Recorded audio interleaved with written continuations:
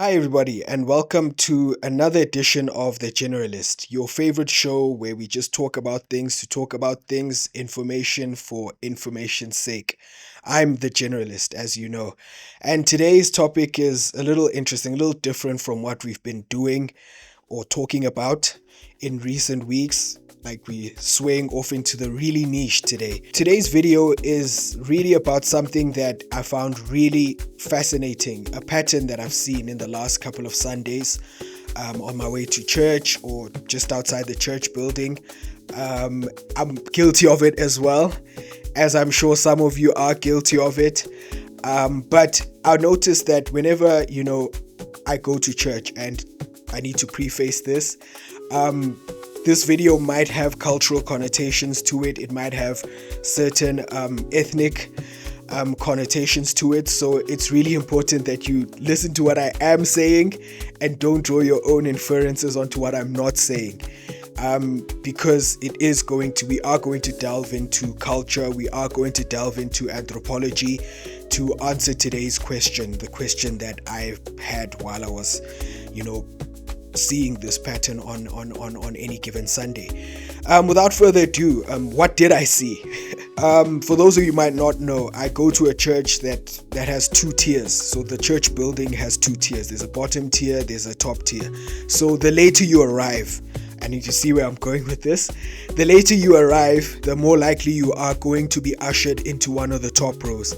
And I think without fail, I've seen that the top rows tend to be filled with a certain group of people, whereas the bottom rows tend to be filled. And it's not like, a thing of we put certain people who look a certain way in this place and those who don't fit into this narrative or this look rather in the top tier. The balcony tends to be filled with certain types of people. And if you look like the church service I attend in the morning starts at about 8:30, you'll see that like 25 to 10 to 9, his doors, the balcony doors would usually be open. It would be opened and a certain type of people come in. And I think you know where I'm going with this. Today we are going to speak about African time. And why is African time rather a cultural thing?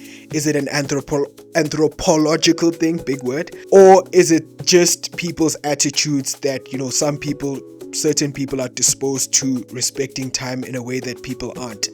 So, for those of you who might not know what that is, African time basically refers to, the African's perception of time, which is different to what is, accepted in most, I suppose Western societies. And it entails arriving a little later, something I know I'm guilty of, then you are supposed to arrive. For example, you're supposed to be somewhere at 8, you get there at 8:30 or sometimes later. Or you'll find that many African weddings, they say that the start time is 10 o'clock, but the bride doesn't arrive until like 2:30 or 1:30, and nobody bats an eyelid. In fact, you look crazy if you end up coming on time. You end up being the crazy one, wondering where everybody is because nobody's arrived. And funny enough, while I was researching this topic, I discovered that African time is not the domain of Africans alone. And it goes by different, terms in different countries. Like, for example, I discovered that African time in the Caribbean is actually known as Caribbean time. And it's something that continues throughout, the African diaspora. African Americans talk about, their attitude towards time, which is similar to the one here. I am South African, for those who might be watching from other countries. And it's the same in the Caribbean. And funny enough, it's not just the domain of African people, and we are going to actually get into why this is and what basis, because funny enough, we do have reasons, and we are going to, without further ado, get into it. So, in order for us to understand why, African or non, or should we say non-Western time, to expand it a bit, exists the way it does, we have to go into what is time, basically, the theory that surrounds time, or an anthropological theory that surrounds how different cultures view time. And anthropologists basically say that, different ethnicities around the world, and remember, like I said at the beginning, we aren't brushing everybody with the same, painting everybody with the same brush, sorry. So monochromatic versus polychromatic time theory. So the monochromatic time theory, as the word implies, mono, usually these theories deal with how we view tasks and how we approach tasks, if you will. So monochromatic, as the word implies, mono means one. It basically means that, those cultures tend to view tasks as something to do one at a time. So for example, strict separation between, different things, as in I will do this, then I will go and do that. And then it boils down to how they view time as well, meaning that, for example, you wake up at 6 a.m., you go to the gym, you go to work, and you don't mix work with other things. Like, for example, or you shouldn't rather mix work with other things. Like, you wouldn't mix work with, for example, a wedding, or you wouldn't. It's just so that you can get an idea of what I'm trying to say here. And because tasks are compartmentalized strictly, time is also viewed in the same way. So for example, from 8 to 5 you are working, and again, it's a sliding scale. For example, in Germany, you would see that, you work strictly from 8 to a certain time, and another country might view it slightly differently. And so monochromatic cultures are that way, that I do one thing, I do the next thing, I do the next thing, I do the work thing, the vocational thing, and I do the social thing. We don't tend to mix, things that are social with things that are professional often.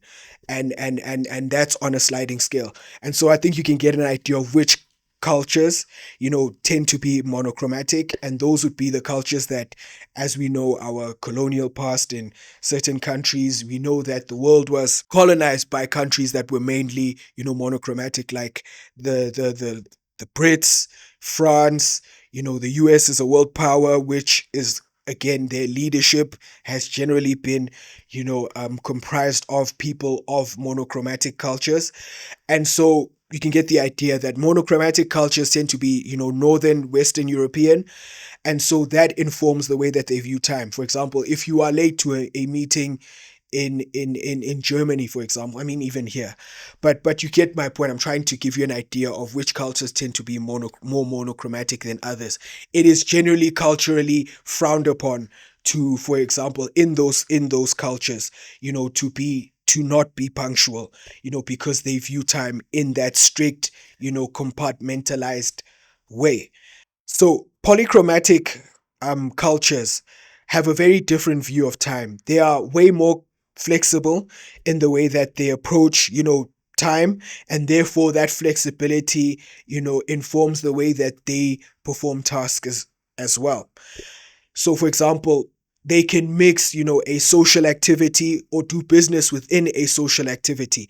Or, for example, a meeting, they could spend about, an hour or so, going through niceties, going through, social, aspects, because the difference between, monochromatic and polychromatic cultures is that, you know, monochromatic cultures, as you could probably gain from the contrast that I made just now, is that monochromatic cultures tend to be a lot more individualistic. For example, you'll see that in northern and western European countries, they are way more focused on the person, whereas in polychromatic countries, like, for example, a lot of African, cultures, a lot of Middle Eastern cultures, and a lot of South American cultures as well, tend to be a lot more people focused. And so, because of that communal nature, because of that, that mixing of business and pleasure at the same time, they don't view time with the same strictness. And I think if you're somebody who's read the Bible, I think you can clean what culture, you know, and how that informs time as well. Like, for example, you'll read scriptures that speak about, at this time, but they don't mention what time that is, or after a certain time, or at this appointed time. You'll notice that, an example of a polychromatic art, because if you don't know, most of the Bible is either written in Hebrew, Old Testament, and then the New Testament, depending on different scripts, was mainly written in either Aramaic, which is a Syriac language, Syria, modern day Syria, and Greek, both all cultures which are polychromatic. And because of that, the language can be very vague. Those languages are very vague on time, and you can sort of see it in the way that the Bible is written, that they are not very specific on certain time periods. And so that informs the way that we look at time as well. And so there's that conflict basically between, we have to do this at this point, at this time, very specific separations of thing. And you'll find that even in Europe itself, it's interesting when you see the traditional view of time, because like somewhere I mentioned earlier, somewhere in Germany, for example, you could go to work, you work cultures are way more strict in the way that, people don't really, again, I stand to be corrected, and you're free to correct me in the comments on this. But you go to work, you don't really interact with anybody, and you leave at about 3 or 4.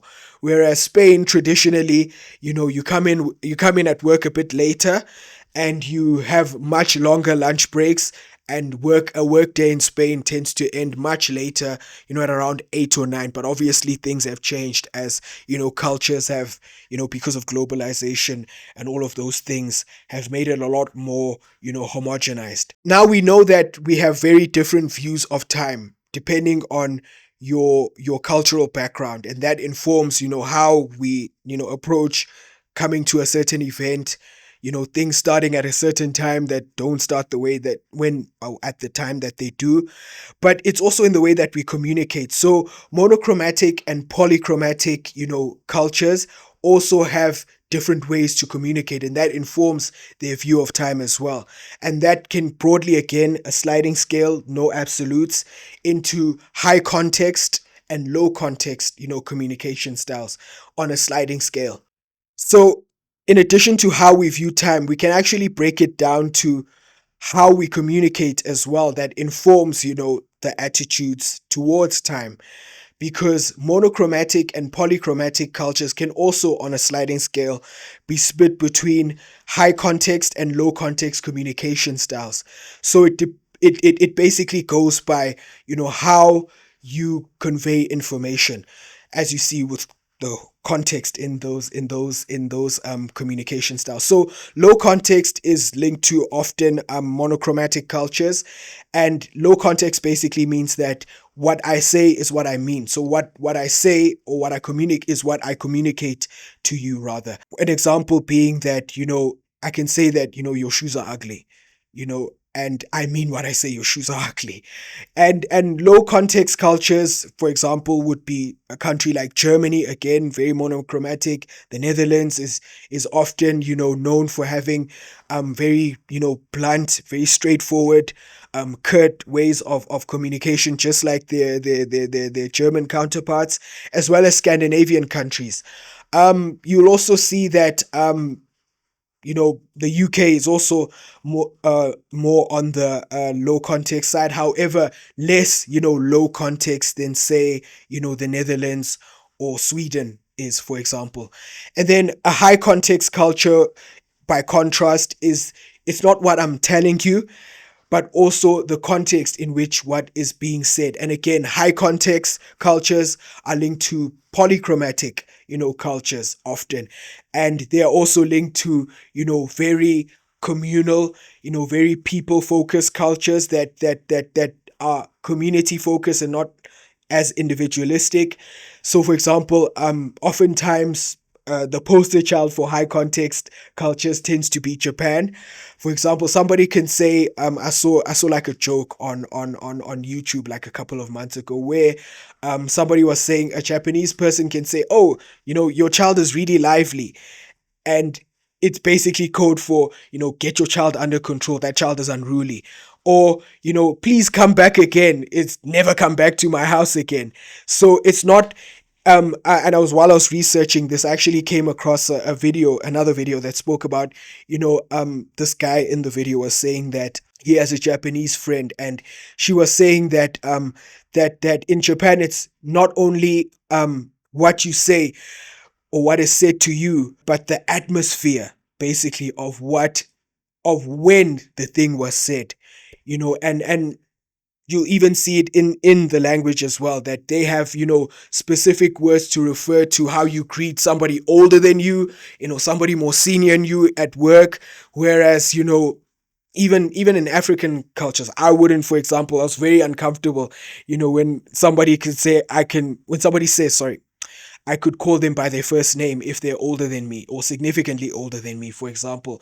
Whereas, in monochromatic cultures, that's not so much, an issue as it would be in, polychromatic culture. So all of these things, translate to how we interact and how we live lives, and those things at the end of the day, I mean, I could go in on a more granular level than that, but you sort of get the gist that time is basically viewed depending on what your culture espouses or values. Because of those values, how then view time in pursuit of those values.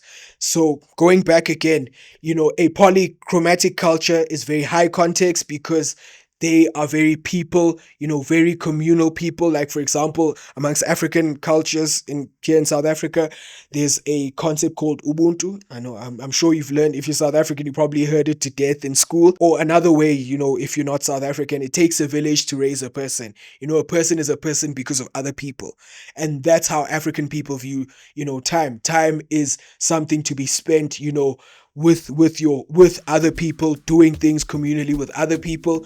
So you're a lot more relaxed about how you view time, because time is not measured, the value of your time is not measured in what you accomplish, but more so in how you impact other people. Being late to a specific task is not necessarily as frowned upon, but rather people, and how you treat people in a certain task. Whereas, for example, monochromatic cultures tend to be very result oriented. We came to do this. Did we do this? When did we do this? And so those specific goals, and funny enough, how we measure success is very monochromatic, because it has to be tangible. It has to be this and that and the third. And so it's important for us to understand these things, so that we can also understand why somebody might be upset if you come, 5 minutes, why, it's a death sentence, so to speak, in some cultures. For other cultures, why, you can get an invite to a bride that supposedly starts at 3, and the host is shocked that you arrived at 3, for example, is that we don't have the same views on time. And because we don't, our cultures generally did not view things in the same manner. Now, before I end this video, I'm not saying, you should go and tell your boss that, that your concept of time when you come 30 minutes late, your concept of time is westernized and colonized, because you're going to lose your job, and then don't blame me for that. But it's important, for you to understand, why we behave the way that we do, because you could, go to a business meeting, you arrive, at 9 o'clock, they told you to start at 9, nobody comes until like 10 o'clock, and then you are livid. Or the other way around, or somebody's livid that you came at 10 o'clock, when you said you were going to be there at 9. It's simply because, again, different cultures view things differently, and we should always just open up our minds to understand why those things are. And that's why you tuned into this channel, because we teach you these random nuances and these random cultural sensitivities and proclivities. So keep watching. Don't forget to like, share, and subscribe. And I see you guys, you like the videos, but you don't comment on them. Engagement, guys, is really important, for the YouTube algorithm. The more you engage with a certain video, the more likely they're going to share it to more people, and the more people we grow this community, and more people get to hear random things about random things, like why African time exists, and why people tend to have a lax attitude towards coming to an event and why people have a very strict one. So you want the people to know, go ahead and comment and interact. Even if you say, this show is trash, I'll say thank you for commenting. But yeah, and also we are on the road. We've started a journey. We are about almost 40% through at the time that I'm speaking to you right now, towards our initial goal, that is 100 subscribers by the end of November. So tell a friend to tell a friend, comment so that more people can see this wonderful content, so that they can subscribe.